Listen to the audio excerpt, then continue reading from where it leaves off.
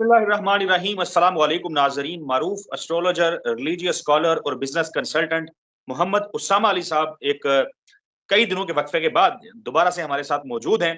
और हाँ, शायद हम मिल के इकट्ठे बैठ के वीडियो कर रहे होते हैं, लेकिन माजरा ही कुछ ऐसा है। इस्लामाबाद में, खास तौर पे इस्लामाबाद में, और फिर हमने गुज़िश्ता रोज फैसलाबाद में भी देखा कि यालाबारी हुई। इस्लामाबाद में जो यालाबारी हुई, जो हेल स्टॉर्म हुआ, जिस किस्म का तूफान था, गैर मामूली तूफान था। करोड़ों रुपए की गाड़ियां, गाड़ियों के शीशे, फिर हमने देखा सोलर पैनल्स, और फिर हमने देखा कि इस्लामाबाद के कुछ सेक्टर्स ऐसे हैं जहां पे दरख्त जो हैं वो बिल्कुल गंजे हो गए।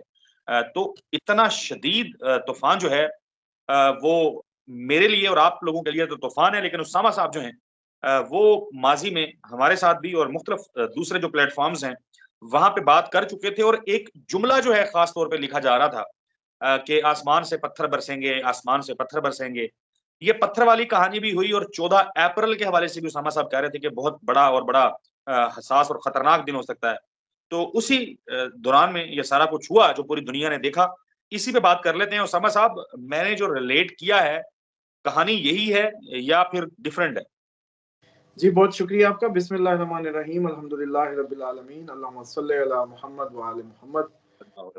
देखिए, ये जो 29 मार्च को जो 6 प्लैनेट्स का एक ही घर में पाइसेस में इकट्ठा होना था, ये एक्चुअली निज़ाम कुदरत की जैसे एक होती है ना परेड, आखिरी बार में घर में आके सब संभल हुए और अब उधर से उन्होंने निकलना शुरू करना था। लेकिन वो जो संगम था ना, वो कुछ सबक देने के लिए था।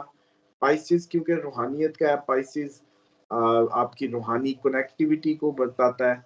तो उसका उसके घर में इन सब का आना ऐसे था कि जैसे आपको कुछ सबक पढ़ाना है। ख़ुसूसन सैटर्न का वहाँ आना, अपना इतना 30 साल साइकिल पूरा करके बैठना, डेफिनेटली आप लोगों को नई दुनिया, नए सबक, नया सब पढ़ना था। और जब हम ये कह रहे थे कि आप 29 मार्च के बाद नई दुनिया में दाखिल होने जा रहे हैं, जिस दुनिया में असूल, ज़वाबित, कहानियाँ सब नई होंगी। तो फिर ये यालाबारी का लफ्ज़ भी अब आप शायद बदल दें, मेरे ख़्याल में इसको गोलाबारी कहें, क्योंकि वो यालाबारी इतनी सी होती थी, ये तो गोले आ रहे थे गेंदों की तरह और बड़े जंप बाउंस बैक कर रहे थे। सेकंडली, ये जब सैटर्न राहु आपस में मिलने थे, तो हवा और पानी इसने उछलना ही था। अब उसके नतीजे में समंदरी तूफान भी है। ला हौला वला कुव्वता इल्ला बिल्लाह। देखिए, अभी भी ऐसी आवाजें कभी बचपन में कोई याद होंगी सुनी, जब दिल छोटे थे। आज तो बड़े दिल भी घबरा रहे हैं, ऐसी साउंड्स हैं। एनीहाउ, वो सैटर्न राहु जब 29 मार्च को जब इकट्ठे थे, अभी वो डिग्री में करीब नहीं आए थे, क्योंकि राहु ने एक्वेरियस में जाना है 18 मई को और सैटर्न 29 को आ गया पाइसेस में। तो उसका आना और उसका वहां से उल्टा जाना दोनों को करीब कर रहा था। अब हम जब ये कह रहे थे कि 14 अप्रैल वो दिन होगा जब ये दोनों अपनी वो खतरनाक डिग्रीज में करीब आ जाएंगे, जिस पे वैदिक एस्ट्रोलॉजी जो कहती है वो ये बताती है कि फिर पानी हवा इकट्ठे कोई ना कोई भूकंप मचाती है, मतलब पानी विद एयर। अब उसमें जब हम बड़ा बारीकी से पूरा जायजा ले रहे थे, तो वो साउथ ईस्ट एशिया जो है वो पाइसेस है, जिसमें ये सारा कुछ हो रहा है। तो अब ये कहना कोई मुश्किल नहीं है कि साउथ ईस्ट एशियन जितने भी ममालिक हैं, वो सिर्फ और सिर्फ ज़लज़ले ही नहीं, तूफ़ानी बारिशें, सैलाब, प्लस कोई बड़ा सुनामी, प्लस कोई पानी में जंग, या कोई बम लग के या अर्थक्वेक से पानी ने उछलना ही उछलना है। तो अब उससे ये लगता है कि चाइना ताइवान मसला भी बढ़ सकता है। ईरान अमेरिका में से भी देखें कौन पहला हमला करता है। पॉसिबल है यमन के हौसी क्या कर रहे हैं, आपके सामने ये मार रहे हैं पानियों में। और इस टाइम नेवी की तरफ आप देखेंगे कि रुझान ज्यादा नजर आएगा इस टाइम पे। यानी कि नेवल जंग होने के ज्यादा चांसेस होंगे पूरे साउथ ईस्ट उसमें एशियन कंट्रीज में। प्लस ये कुदरती आफात आम नहीं है। 1 मई इसका हाई टाइम है।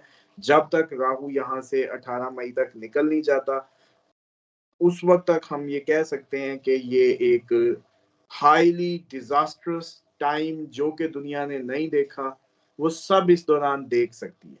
जिसमें एटम बम का चलना, जिसमें दोबारा आप कोरोना टाइप कुछ, जिसमें कोई। आप जी, से 18 मई की बात कर रहे हैं, 1 मई से 18 मई की आप बात कर रहे हैं। इसमें कुदरती आफात का खतरा है, या आप समझते हैं कि मैन मेड जो जंगे हैं उसका खतरा है? इसमें ये जरा डिफरेंस जो है वो बता दें। देखें जो जंगें हैं वो तो वैसी सर पे ऑलरेडी चल रही हैं, उन्होंने तो ट्रिगर ही होना था। जैसे आपको याद होगा, बड़ा मैंने क्लैरिटी से आपको कहा था कि ये जब ज़ेलेंस्की जब गया तो उन दिनों शायद हमने कोई प्रोग्राम्स किए थे कि भाई ये सीज फायर कोई नहीं होना, आप भूल जाएं, ना गजा वाले ना इधर। और वो देख लिया आपने क्या बारिश कर रहे हैं एक दूसरे पे। तो इसमें दो अलग अलग, अभी तो हम कुदरती उसको कवर कर रहे हैं, जस्ट कुदरती आफात 18 मई तक और हाई टाइम 1 मई तक कुदरती आफात का। उसके बाद पानी ने फिर भी 18 मई तक उछलना ही हो सकता है, क्योंकि सैटर्न बड़ा स्लो मूविंग है, वो इतनी तेजी से तो डिग्री बदलने नहीं लगा। राहु ने और करीब होकर गुजरना है निकलने के लिए वापस, वो क्योंकि उल्टा चलता है, एक्वेरियस में जाना है और एयर साइन एरी साइन में ही जाना है। राहु ने हवाएं आंधियां तूफान और बढ़ाने हैं। तो अब ये कहा जा सकता है, इसमें 3-4 पिन पॉइंट नोट कर लें बस तेजी से। हवा ऐसी तेज होगी जो कभी देखी नहीं। हवा के साथ पानी अगर आ गया कहीं, मतलब बादलों की फॉर्म में या कुछ, तो वो भी ऐसा तेज चलेगा पानी के आपने कभी इतने प्रेशर के साथ हवा पानी इकट्ठा देखा नहीं होगा। समंदरों के किनारे रहने वाले या जजीरों पे रहने वाले ऐसी लहरों की उछाल देखेंगे जो कभी देखे नहीं होंगे। इसी के दौरान आपका कोई एटमी हमला या कोई भी हमला पानी के अंदर होने के भी भरपूर चांसेस होंगे। पानी ने उछलना ही उछलना है, बेशक अर्थक्वेक उछाले, बेशक बॉम्ब उछाले, सिंपल इज दैट।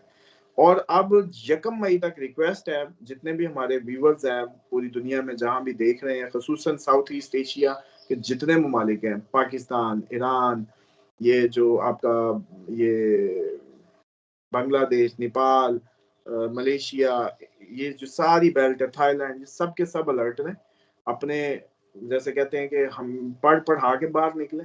अब आपने ये भी तो देखा होगा कि 10 गाड़ियां थी, उनमें से कोई एक आधी गाड़ी बची भी तो थी 10 में से, तो वो भी तो कोई गाड़ी होगी जो बची होगी, वो क्यों बच गई? ऐसे तो ही जी, तो ये यहाँ वो इस्लाम की ताकत आपको नजर आएगी कि दुआओं की बरकत, अल्लाह ताला के उसमें चल के जाने का मामला, कि उसकी राह की तरफ जब होते हैं आप, उसकी हिफाजत में होते हैं, तो ये वहाँ आपको अपना मौजज़ा दिखाती है, कुदरत का शाहकार वहाँ मिलता है आपको। क्योंकि अमूमन लोग कहते हैं ना जी, सब ने मरना है जी, तो मौत तो लिखी हुई है, देखी जाएगी। तो मैं अमूमन कहता होता हूँ कि वो मालिक जो 10 जगह पे बर्बादी उतरती है, उसमें 10 लोगों के लिए कह लें, तो उसमें से जो एक बचता है, वो डेफिनेटली कहीं न कहीं डिवाइन कनेक्टिविटी में होता है, हिफाज़त में होता है। तो इसलिए सबसे रिक्वेस्ट है, हिफाज़त की दुआएँ, ला हौला वला कुव्वता की तस्बीह, और जब भी ज़ल्ज़ला नमाज़ आयात, सूरज गिरन, चाँद गिरन पे नहीं, ज़ल्ज़ले पे भी और इस तरह की अनयूजुअल गोलाबारी पे भी पढ़नी चाहिए, वाजिब की तरह है। 5 रुकू 1 रकात में, 2 रकात में 10 रुकू होंगे। खुदा को झुकें, क्योंकि नमाज़ आयात यानी कि निशानी, आयत मतलब निशानी के उसमें ज़ुमरे में आता है।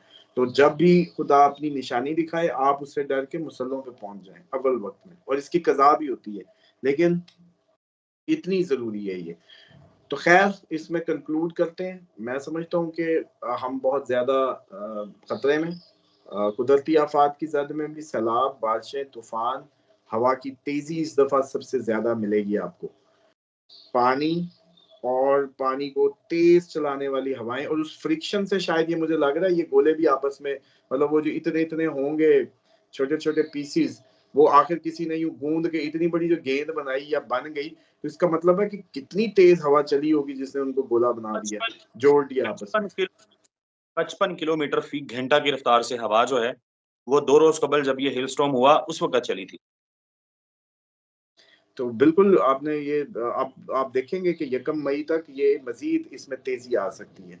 और आप लोग, हाँ, एक बात तय है, आप सब एक खबर या एक चीज़ बड़ी ऑब्ज़र्व करें अब से, थंबनेल्स में भी, लोगों के तासुरात में भी, हर किसी के मुँह पे होगा पहली दफ़ा। एक जुमला बड़ा देखेंगे आप, पहली दफ़ा ऐसा हुआ, पहली दफ़ा ऐसा हुआ, 100 सालों में पहली दफ़ा, 1000 सालों में पहली दफा की रट आप देखेंगे, और आप कहेंगे मैंने बचपन में नहीं, कि मैंने जिंदगी में नहीं देखा। 70 साल आदमी भी कहेगा मैंने जिंदगी में नहीं देखा। जो भी अब सब कुछ होगा मई तक, वो सब में एक बात कॉमन होगी, पहली दफा। ला हौला वला कुव्वता। बिल्कुल ठीक उसामा साहब, बहुत शुक्रिया। हमारे नाज़रीन के लिए बड़ी तफ़सील से आपने बताई, रीज़निंग भी बता दी, और क्या अगले आने वाले दिनों में मंज़रनामा हो सकता है, ख़ास तौर पे कुदरती आफ़ात को लेकर के। उसकी तफसील भी बताई। उसामा साहब अगेन आपका बहुत शुक्रिया। नाजरीन, उसामा साहब का कॉन्टैक्ट नंबर जो है हमारी स्क्रीन के ऊपर है। मजीद कुछ जानना चाहते हैं स्पेसिफिकली तो आप कॉन्टैक्ट कर सकते हैं उसामा साहब से। हमें इजाजत दीजिए, अगली वीडियो में आपसे मुलाकात होगी, तब तक के लिए अल्लाह हाफिज।